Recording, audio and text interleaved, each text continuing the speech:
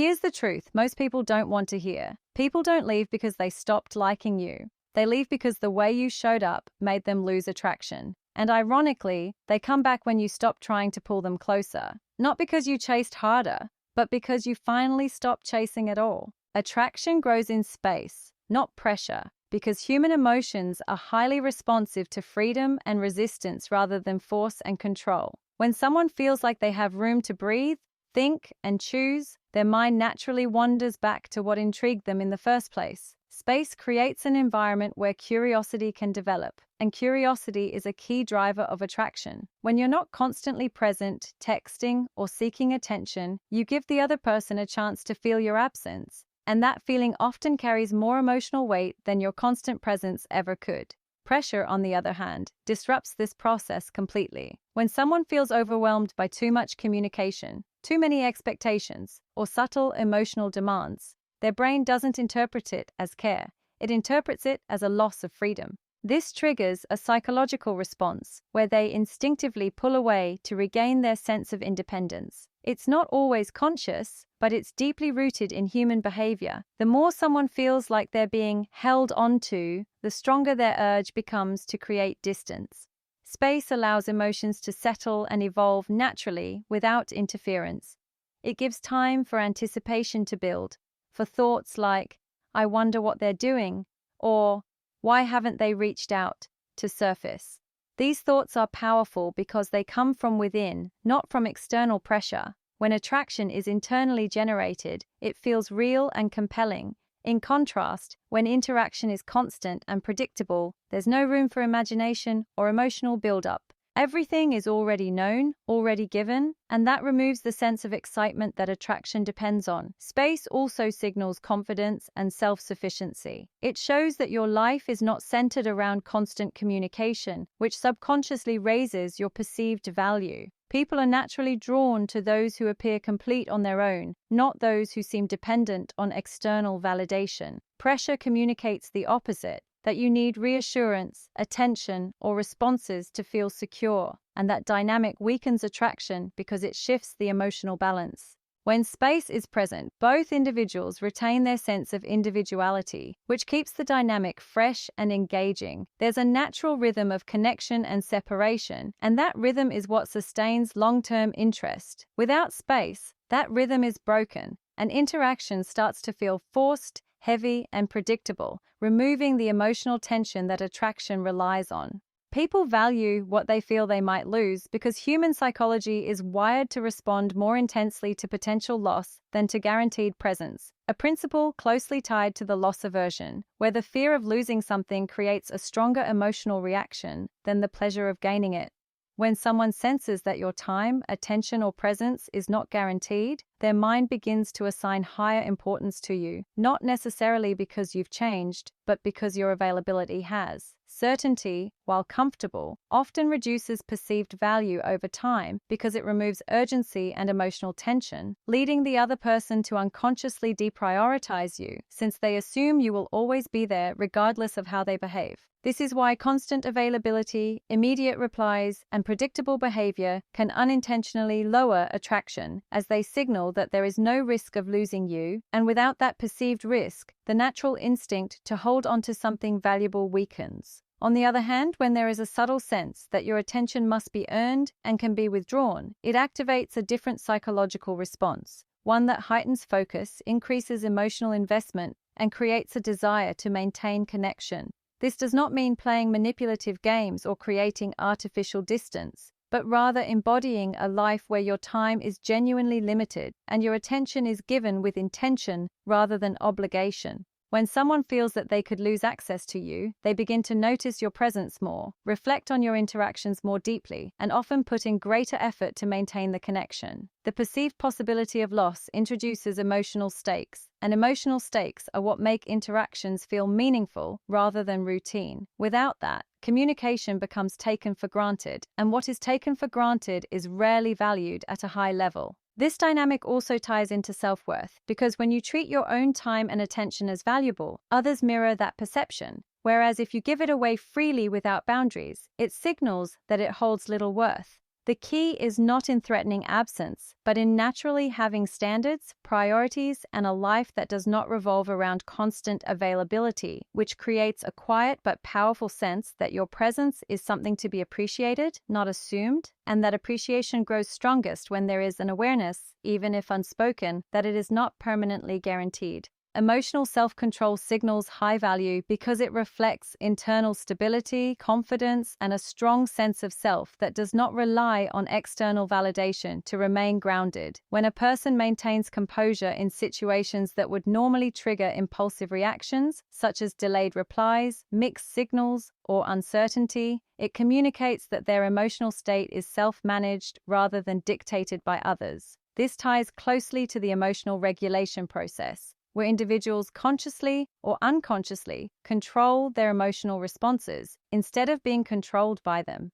In the context of attraction, people are naturally drawn to those who appear steady under pressure because it creates a sense of psychological safety and respect. When someone reacts impulsively, double texting out of anxiety, over-explaining to fix misunderstandings, or seeking reassurance at the slightest sign of distance, it reveals dependency and lowers perceived value, not because caring is unattractive, but because the lack of control suggests insecurity. Emotional self-control, on the other hand, shows that you can experience feelings without being overwhelmed by them, which is a rare and powerful trait. It demonstrates that you have options, boundaries, and a life that exists beyond the interaction, all of which elevate how others perceive you. People instinctively respect those who don't chase emotional highs and lows because it signals maturity and discipline. This doesn't mean suppressing emotions or becoming cold. It means choosing when and how to express them in a way that aligns with self-respect. In texting dynamics, this shows up as measured responses instead of reactive ones, clarity instead of over-explanation, and patience instead of urgency. When you don't rush to fix every gap in communication or seek constant reassurance, you allow space for the other person to come toward you, which naturally balances the dynamic. Emotional self-control also creates an element of unpredictability, not in behavior, but in availability of emotional reactions, making interactions more engaging because the other person cannot easily predict or control your responses. This subtly shifts the dynamic from you seeking validation to them becoming more aware of your presence and reactions. Over time, this builds a perception of strength and independence, qualities that are deeply associated with high value in human relationships. When your emotions are not easily shaken, your presence feels more grounded, more intentional, and more difficult to replace, which naturally increases attraction and respect without the need for force or persuasion. People don't come back for neediness. They come back for contrast because human perception is driven by noticeable differences rather than constant exposure.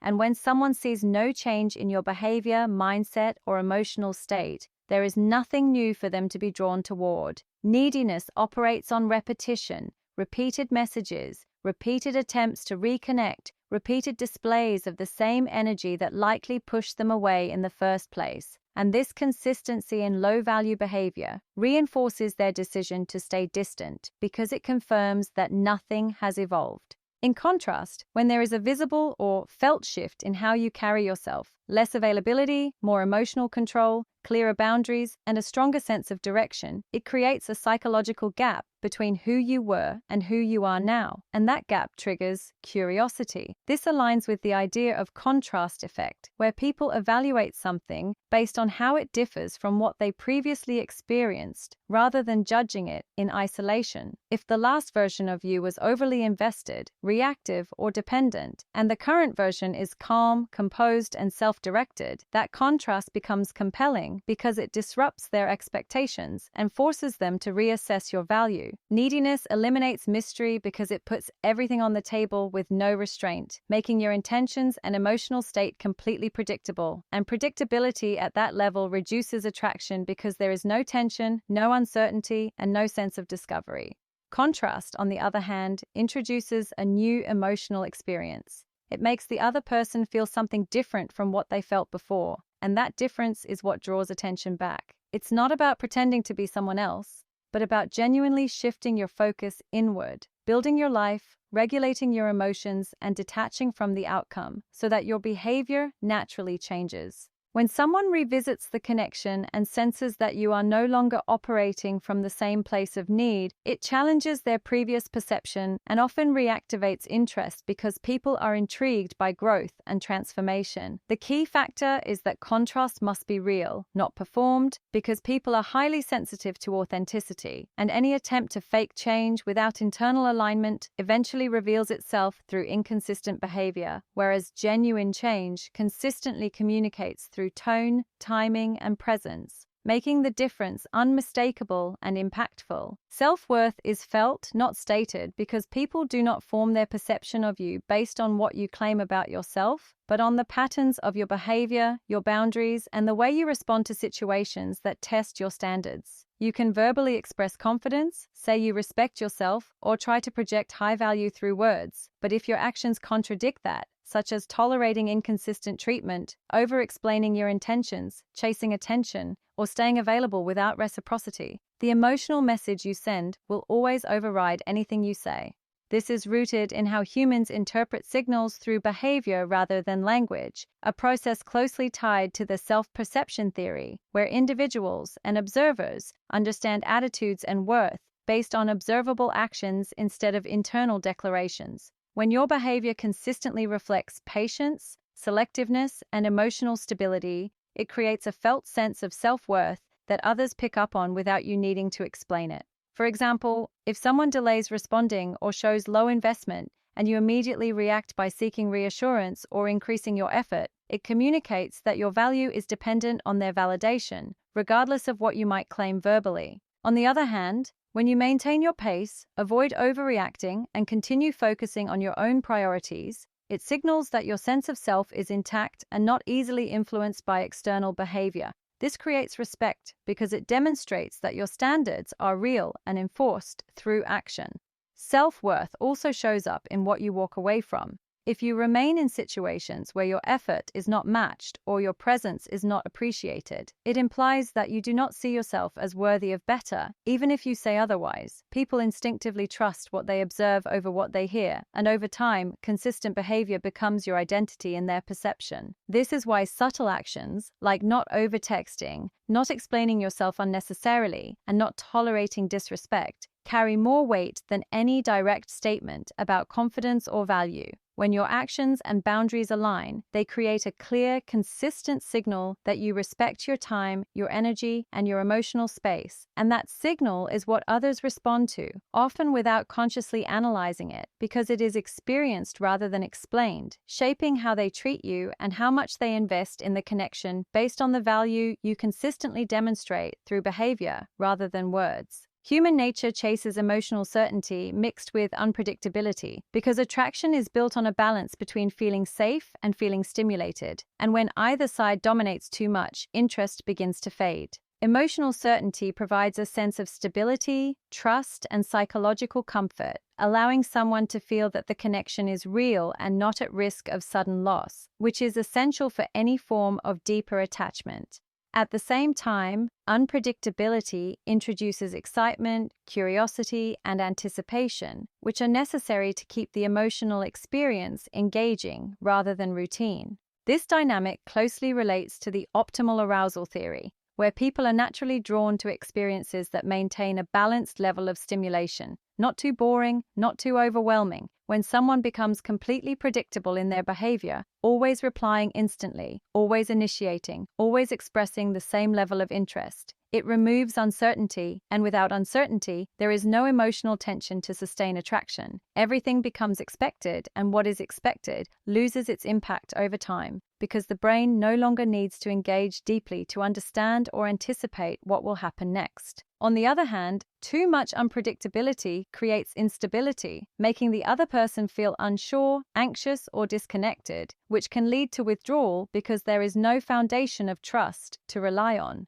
The key is the combination, a consistent underlying presence that signals reliability, paired with enough variation in timing, tone, and interaction to keep the experience fresh. For example, maintaining a calm and steady attitude, while not always being immediately available or not always responding in the same pattern, creates a sense that you are grounded but not easily predictable. This balance keeps the other person emotionally engaged because they feel secure enough to invest while still being curious enough to stay interested. It also subtly reinforces your independence, showing that your life is not centered around constant interaction, which increases perceived value. When this balance is missing, attraction weakens. Too much certainty leads to boredom and complacency, while too much unpredictability leads to confusion and emotional fatigue. Human behavior naturally gravitates toward experiences that feel both safe and exciting at the same time, and when your communication and presence reflect that balance, it creates an emotional rhythm that keeps people engaged, attentive, and invested without feeling either overwhelmed or uninterested.